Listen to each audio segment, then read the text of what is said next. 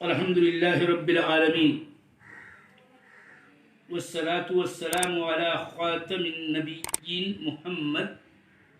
محمد وعلى آله وأصحابه أجمعين ومن تبعهم بإحسان إلى يوم الدين وبعد.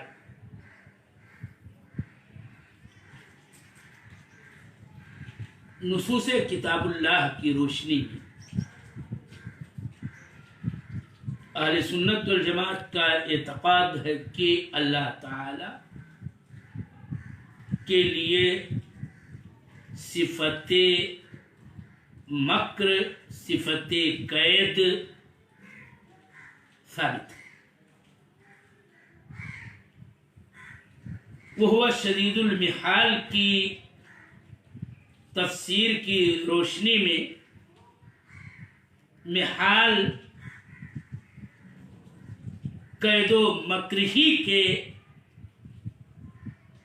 ہم معنی اور یہ تینوں ہی الفاظ متقارب المعنی. صفت مکر کی دلیل آل عمران کی آیت کریمہ وَمَكَرُوا وَمَكَرَ اللَّهُ وَاللَّهُ خَيْرُ الْمَاكِرِينَ جس کی تفسیر بتائی گئی، اور اسی طرح سے سورہ نمل کی آیت کریمہ وَمَكَرُوا مَكْرًا وَمَكَرْنَا مَكْرًا وَهُمْ لَا يَشْعُرُونَ یہ صفت مکر کی واضح دلیل ہے، جس کا ترجمہ یہ ہے کہ انہوں نے مکر کیا، مکر کرنا، اور ہم نے مکر کیا، مکر کرنا، حالانکہ وہ جانتے نہیں. یہ نمل کی آیت کریمہ کا واضح مفہوم یوں آپ سمجھے کہ یہ قوم شعیب کے لوگوں کی بات تھی کہ جنہوں نے پلاننگ کی تھی کہ رات میں ہم شعیب والذین آمنوا معہ پر حملہ کر دیں گے، اور یہ کہ گویا ہم یہ نہیں بتائیں گے اور لوگوں کو پتہ چل سکے گا کہ رات میں ان پر شبخوں کس نے مارا. تو ہوا یہ کہ اللہ جل وعلا نے پوری قوم کو تہس نہس کر دیا اور ان کو ہلاک و برباد کر دیا. اسی بات کو اللہ جل وعلا نے یہ کہا کہ وہ مکروا مکرا، کہ ان لوگوں نے ایک تدبیر اور ایک داؤ چلنے کا ارادہ بنایا تھا کہ ہم یوں انہیں تک پہنچائیں گے. تو مکرنا مکرن، اللہ جل وعلا نے فرمایا کہ ہم نے مکر کیا، مکر کرنا، ہم نے داؤ چلی، ہم نے تدبیر کی، اور ہم نے استدراج کے بعد ان کو اپنی گرفت میں لے کر کے ہلاک کر دیا اور ان کو پتہ تک نہ چل سکا. اسی طرح سے سورہ طارق کی آیت انہم یکیدون کیدا واکید کیدا کہ کفار کے بارے میں آیا کہ وہ طرح طرح کی تدبیریں کرتے ہیں اور داؤ پیچ کرتے ہیں، چال چلنا چاہتے ہیں. واکید کیدا، اور میں بھی قید کرتا ہوں. قید کرنا یعنی میں بھی تدبیر کرتا ہوں. تدبیر کرنا، اس سے اللہ جل وعلا کے لیے صفت قید کا اس بات ہوتا ہے. اور یہ بات میں کل ہی بتا چکا ہوں کہ مکر و قید جو اللہ جل وعلا کے لیے صفت ہے وہ مقید طور پر اور مختص طور پر اور اس کا استعمال کیا جائے گا کما جاء فی نصوص. اب آج کے درس میں مکر کا معنی بتاؤں آپ کو. آل عمران اور سورہ نمل کی جو آیت میں مکر کا لفظ آیا وَمَكَرُوا وَمَكَرَ اللَّهُ یا وَمَكَرُوا مَكْرًا وَمَكَرْنَا مَكْرًا فَمَا مَعْنَى الْمَكْرِ. تو یاد رہے کہ مکر کے معانی سلف کے نزدیک دو بیان کیے جاتے ہیں. मक्र का एक माना है इस्तिदराज। हम अगर आप और हम बतौरे माने मक्र अहले लुगात उर्दू ने इस्तेमाल किया है, मक्र की तफसीर और उसका असल मानो मतलब क्या है, वो ये है कि एक कौल के मुताबिक मक्र का माना इस्तिदराज, और इस्तिदराज की हम उर्दू तर्जुमानी जो अरबी लफ्ज़ है इस्तिदराज, वो ढील से करते हैं कि पहले छूट दिए जाना, ढील दिए जाना, और उसके बाद गिरफ्त में ले लेना, पकड़ लेना, इसी का नाम इस्तिदराज है। जैसा कि कुरान पाक की आयत करीमा एक है सूरह आराफ की, वल्लज़ीना कज़्ज़बू बिआयातिना सनस्तदरिजुहुम मिन हैसु ला यअलमून व उमली लहुम इन्न कैदी मतीन। इसी तरह से सूरह कलम की भी आयत है कि जिसके अंदर ये लफ्ज आया है कि सनस्तदरिजुहुम मिन हैसु ला यअलमून व उमली लहुम इन्न कैदी मतीन। ज़रनी वमन युकज़्ज़िबु बिहाज़ल हदीस सनस्तदरिजुहुम मिन हैसु ला यअलमून व उमली लहुम इन्न कैदी मतीन। इन दोनों ही आयतों में मैं उस खास हिस्से का तर्जुमा करना चाहता हूं कि जिससे आपको यह मालूम होगा कि कैद इस्तिदराज ही के माने में है कि हम उनको ढील देंगे इस तौर पर कि वो बूझ ना सकेंगे, जान ना सकेंगे, और हम उनको मोहलत देंगे, वो उमली लहुम इन्न कैदी मतीन। दोनों ही आयतों में आराफ और कलम की ये अल्फाज मौजूद हैं कि बेशक मेरा कैद बहुत पुख्ता और मजबूत और शदीद है। इससे यह मालूम होता है कि मक्र हो या कैद हो, जो खुद मुतकारिबुल माना है, हाँ, उनका मतलब और उनकी तफसीर व तौज़ीह इस्तिदराज से सलफ ने की है।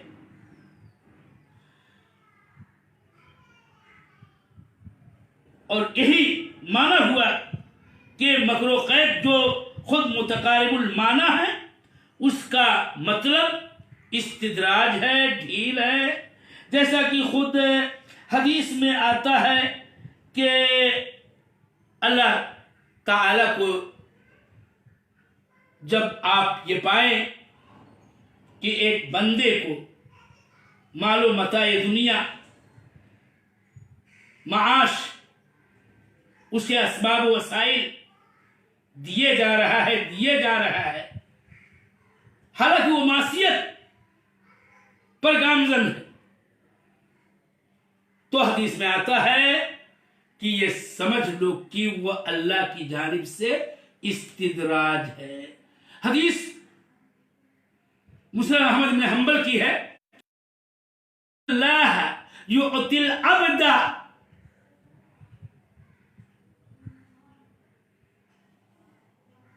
इज़ा रअयतल लाह युअतिल अब्दा मेरा दुनिया मा युहिब वहुव अला मआसी फ़अलम अन्नहु इस्तिदराज। जब देखो कि किसी बंदे को उसकी मासियत के बावजूद अल्लाह ताला रोजियां और मालो मताए दुनिया की फराखियां अता करता जा रहा है, तो ये जान लो कि ये इस्तिदराज है। और दूसरा माना मक्र कैद का,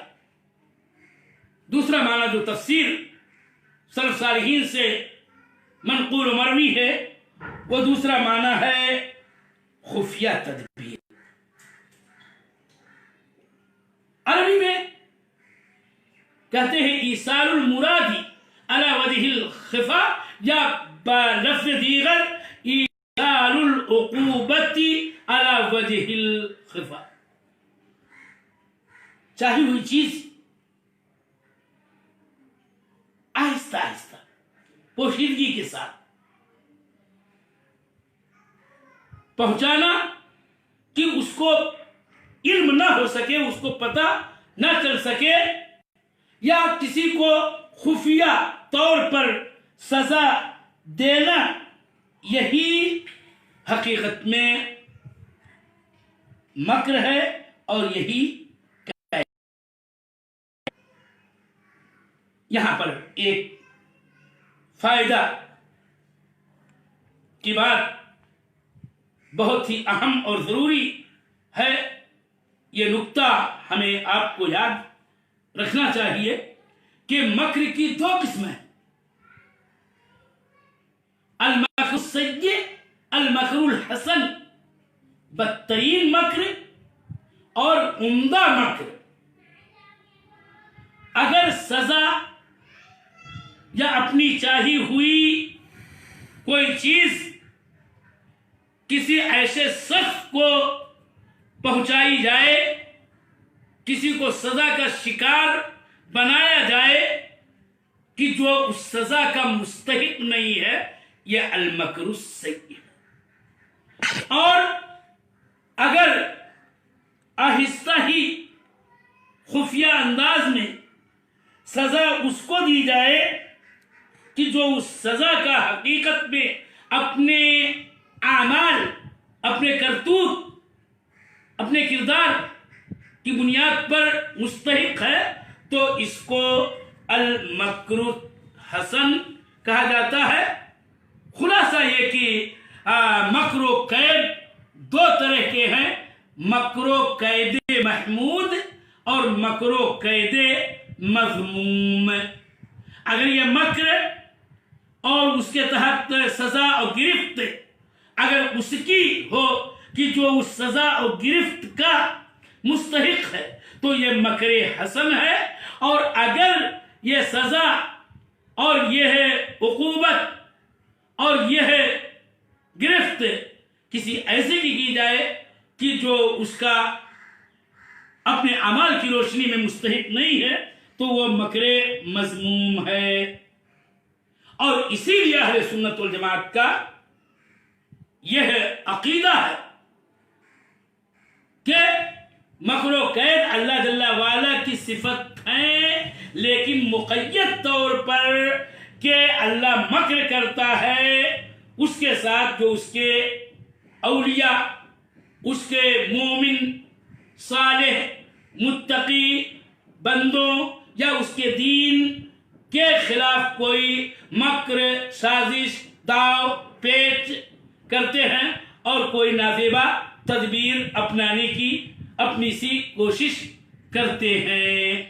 مطلق طور پر نہیں کہا جائے گا، کیونکہ مکر کی دونوں قسمیں ہوتے ہیں اور اس میں دونوں احتمال ہوتا ہے کہ وہ مکر سیء ہو یا مکر حسن ہو، لیکن یہ کہنے کی صورت میں کہ جو مکر کرتے ہیں ان کے ساتھ اللہ مکر کرتا ہے، یہ صرف مکر محمود ہی کو مختص ہے، اور اسی اختصاص کے ساتھ ہی اللہ تعالی کی صفت ہے قید اور مکر۔ اسی بات کو بار بار گھما کے یہ بات کہی جا سکتی ہے۔ اور استدراج جو مکر کا ایک معنی بیان کیا گیا تھا، اس کا حدیث کی روشنی میں میں نے معنی و مطلب بتا ہی دیا ہے، اور جس کو ہم اپنی اردو ترجمانی میں ڈھیل کہتے ہیں۔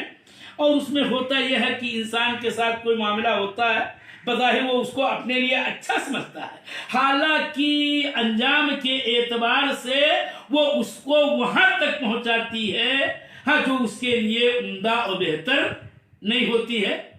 جیسے کہ مسند احمد کی حدیث کہ ایک آدمی گناہ پر گناہ کیا جا رہا ہے، اس کے باوجود اللہ تعالیٰ اس کو روزی کی فراخی عطا کیا جا رہا ہے۔ اب وہ تو سمجھتا ہے کہ میرے ساتھ بڑا اچھا ہو رہا، حالانکہ اس کا انجام اچھا نہیں ہوتا ہے، بلکہ یوں ڈھیل دیتے ڈھیلتے اللہ تعالیٰ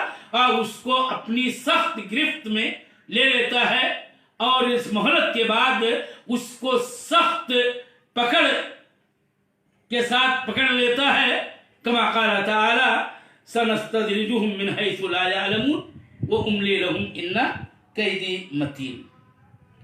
ایک فائدے کی بات اور ایک عظیم نکتہ میں پیش کر کے درس ختم کر رہا ہوں، اور وہ اسی بات کو ثابت کرنے کے لیے کہ صفت مکر و قید کا استعمال اللہ جل وعلا کی شان میں مطلقاً نہیں کیا جائے گا بلکہ مقید طور پر ہی کیا جائے گا. کما ورد فی نصوص الکتابی. اور وہ قاعدہ یہ ہے کہ عربی کا اصول فقہ کا ایک قاعدہ ہے کہ اسم فاعل پر جب ال داخل ہوتا ہے تو وہ استغراق کا معنی دیتا ہے. جیسے کہ الماکر، الماکر میں یہ دونوں طرح کی باتیں شامل ہوتی ہیں کہ برا مکر کرنے والا، اچھا مکر کرنے والا، مکر محمود اور مکر مذموم دونوں اس کے اندر شامل ہیں. اب جب الماکر بولا جاتا ہے تو اس میں دونوں باتیں شامل ہوتی ہیں، اور یہی وہ نقطہ ہے جس کی بنیاد پر جیسا کہ میں کل ہی بتا چکا ہوں کہ ان آیات اور ان نصوص سے اللہ جل وعلا کے لیے اسم مثلا وَمَكَرُوا مَكْرًا وَمَكَرْنَا مَكْرًا یا وَمَكَرُوا وَمَكَرَ اللَّهُ سے اللہ تعالیٰ کا اسم الماکر نہیں کشید کیا جائے گا، نہیں مشتق کیا جائے گا، نہیں لیا جائے گا. ایسے ہی نہ القائد اور نہ المخادع نہ المسیح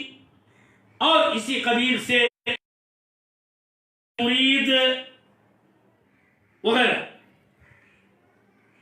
اس لیے کہ فاعل پر ال داخل ہونے سے استغراق کا جو معنی آتا ہے تو جو مکر میں دونوں احتمالات حسن اور مکر سیئ یا مکر محمود اور مکر مذموم دونوں کا ہوتا ہے، وہ دونوں کو شامل ہوتا ہے. اسی لیے اللہ جل وعلا کے لیے ان نصوص سے اسما کشید نہیں کیے جا سکتے، بلکہ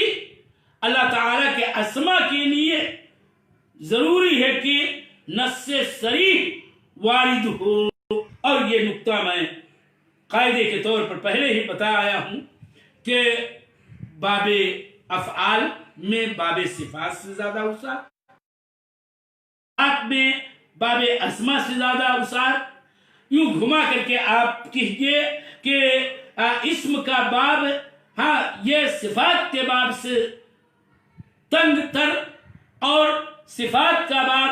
افعال سے تنگ تر، افعال کا باب اخبار سے تنگ تر ہے. اسی لیے اللہ جل وعلا کے افعال یا صفات سے اسما کشید نہیں کیے جائیں گے، نہ ان کا اشتقاق گا. وبهذا القدر نكتفي بهذا البحث إن شاء الله، وأظن أن فيه كفاية، والله أعلم. ونسأل الله التوفيق والسداد، وصلى الله